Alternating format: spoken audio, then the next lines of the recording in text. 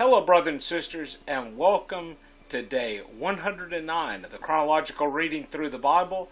Today's reading and commentary covers Samuel chapter 1, verse 30 and 31, and we also enter into 2 Samuel chapter 1. Now, as I mentioned below, there's a number of references out of 1 Chronicles, and that's going to be down in the bucket below so you can see all of today's reading listed.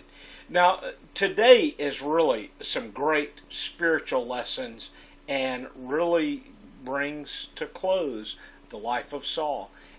Keep in mind that Samuel started with the prayer of a woman and the birth of her child. It's going to end with the prayer and death of a king. So it's bookend in that sense. And it's really a tragedy the way that the events played out for Saul. Saul had every opportunity, as we've seen throughout all the previous days' readings, he had every opportunity to serve God. He had opportunities to repent and return to God. And yet he continued to persist and move further and further away from God. I'm going to sum this up towards the end of today's commentary, so please do stay with me so you can see the bullet points in summary at the end.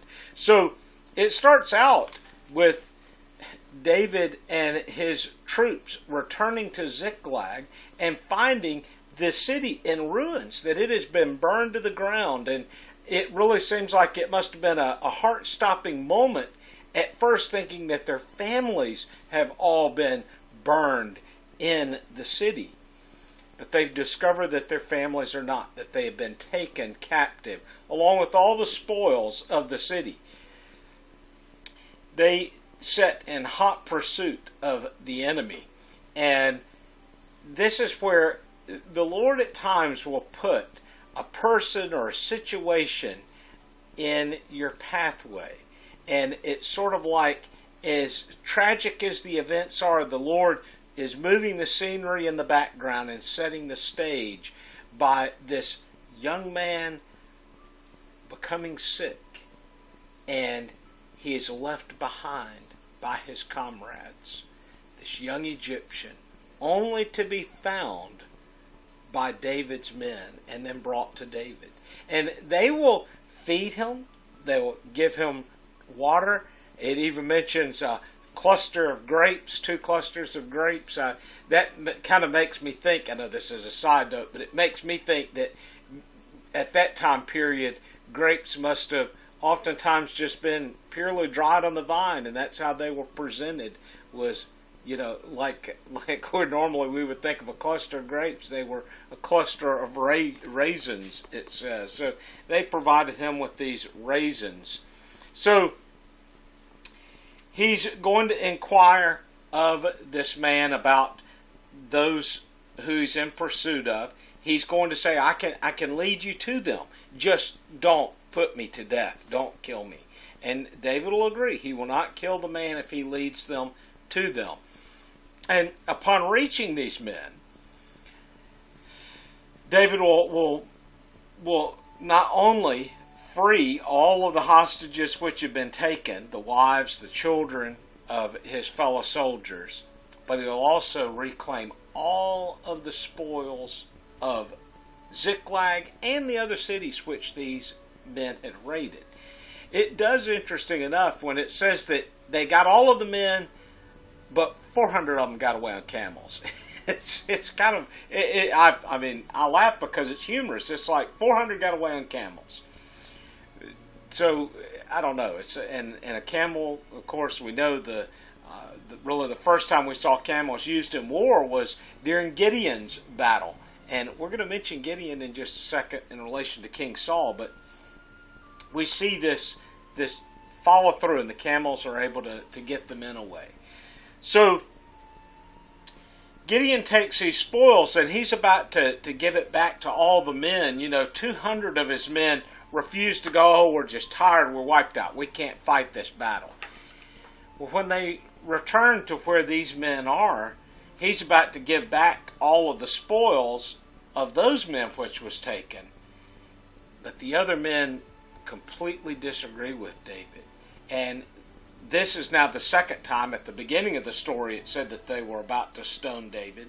Here's the men who had supported him. 14 months in the land of the Philistines, and now they were ready to stone him. And even now these men are still ready to stand up against David. And they said, no, these men can have their wives and their children back, but they cannot have the spoils because they didn't participate in the battle. And the scriptures makes point to say that this was the way that things would be done from that time forward. That was the order of service, if you will, from that moment forward.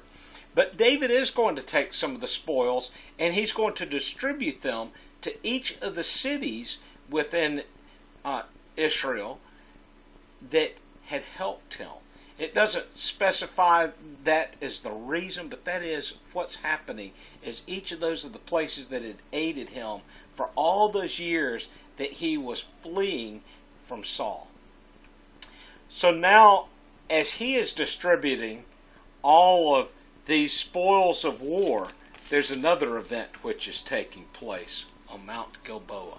Now, as I mentioned Gideon, and I want to come back and say, as we go through this battle, and it doesn't give us like a lot of details. It's just this is what's unfolding as it tells us of the battle that ends with Saul's death. Mount Gilboa is the same place that Deborah and Gideon fought and had victories, but it is going to be the place of King Saul's defeat. Keep in mind, too, this is the battle which David was about to fight with, but he was going to be on the side fighting against Israel. And he was clearly led not to do this, not to do so. And this makes me want to back up to say, when David set out to inquire the Lord about this, he called for the high priest to bring the ephod. Why is the high priest with David? I think you would know, but I just want to back up and say, remember that Doeg the Edomite had killed the priest, and this was the one who had been able to escape, to be able to flee Doeg's killing of the priest of Israel. Who is Doeg? Well, it's not going to mention him by name here in chapter 31, but it does mention him, I believe, by position. Can't say 100% that this is who it is, but I think so, because this was Saul's armor bearer, Doeg. So, Saul now is hit by a number of arrows in this battle. His sons fall in the battle. Poor Jonathan, because Jonathan really, in many ways, he seems like an innocent person just swept up in the sins of his father. He really had a good heart.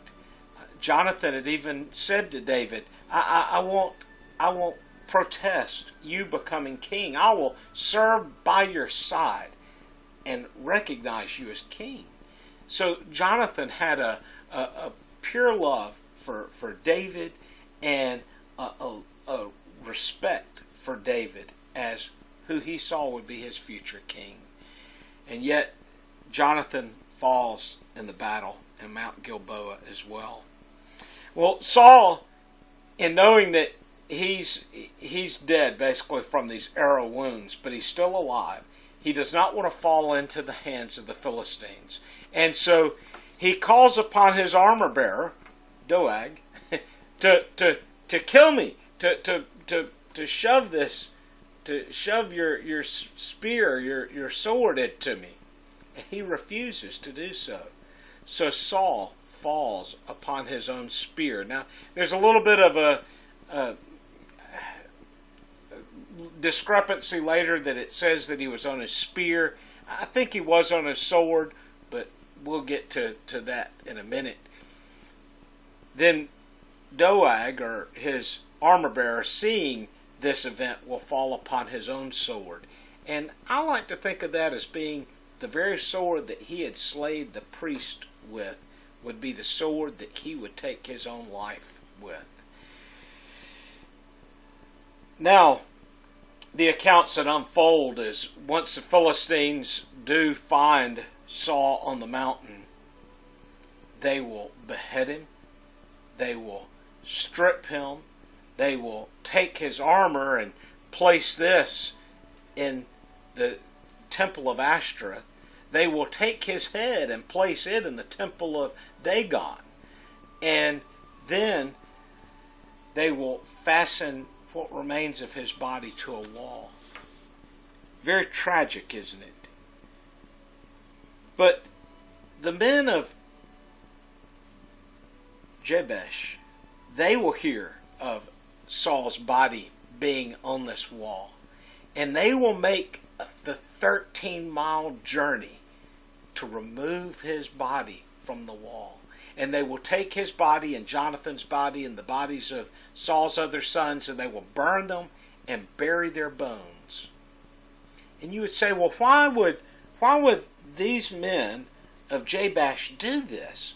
Well, for that answer, we have to go all the way back to chapter 11, where these men are encountered with a situation. I won't unfold the whole thing, but they're basically told by the Amalekites that if you don't join, you can join us and make a pledge to us, and we won't wipe you out, but you must allow us to pluck your eyeball out. And they said, well, give us a little time to think about it. You kind of want to think about that, wouldn't you? And they go to Saul and plead with him, saying, they're saying they're going to come and destroy us, or we can allow them to come and pluck one of our eyeballs out, and they'll leave us alone. And Saul goes in pursuit of their enemy and wipes them out.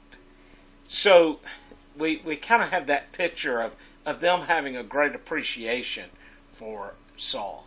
And because of this, I believe that's why they risked their lives to come out and dispose of his body as properly as they could at the time. You may say, well, why did they burn his body? That is more of the tradition of the pagans, and I believe it is just so that his body wouldn't be defiled any more than it already had been.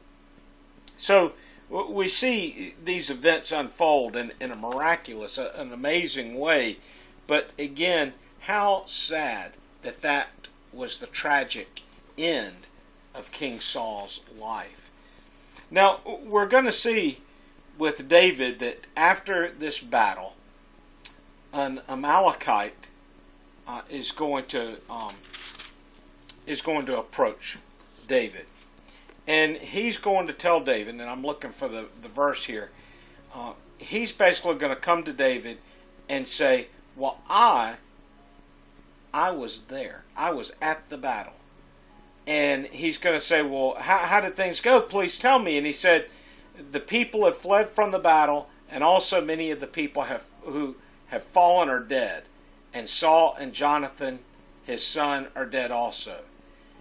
And David said to the young man, who told him? How do you know that Saul and his son Jonathan are dead? And the young man who told him said, by chance I happened to be on Mount Gilboa, and behold, Saul was leaning on his spear. As I said, a little discrepancy there, but that may have been how the man saw it, and it could have been his spear rather than his sword. We just don't know. We know that Saul carried his spear because that's what even he threw it at David a number of times, right? He also that's what David took from Saul at one point to make his point. not meaning it that as a joke, but to say, hey, I slipped into your camp and I took your spear, right? And he said, and behold, the chariots and the horsemen pursued him closely. And when he looked behind him, he saw me and called to me. And I said, here am I. And he says to me, who are you? And I answered him, I am an Amalekite. And then he said to me, please stand beside me and kill me, for agony has seized me, because my life lingers in me. Now, let's come back to the Amalekite. Remember, these are a people that God specifically told Saul to wipe out, and he did not. And now he's going to die at the hands of one who should have killed him, who he should have killed. And I believe it's sort of that fitting final crescendo of he disobeyed God, and this is going to be his end results. As I said, I had a few points I wanted to make here. And first off, it's great sins often begin as little matters, little points. You know, all Saul had to do was follow the Lord's instruction, but he wanted to do it his way. He was more concerned in his life about how he looked, how he appeared to the others around him. Even remember going back to him asking Samuel, well, I know I've done wrong, but please just help me be in good standing before my people. And you know, how sad, what a tragic life. And then this concept of once sin gets hold of people, things will go from bad to worse. And it just kept growing in Saul's life, didn't it? It kept growing. And it's that concept of, don't you know that a little yeast works through the whole batch of dough? And that's what we see happen in Saul's life. And then if we're not right with God, we will not get along with God's people. David was God's chosen person. And if Saul had gotten his mind to the right place and just said, I know that David is God's anointed and my time has come, and I will either pass the crown unto David, or when I die it'll pass to David. But he's still not satisfied with that, is he?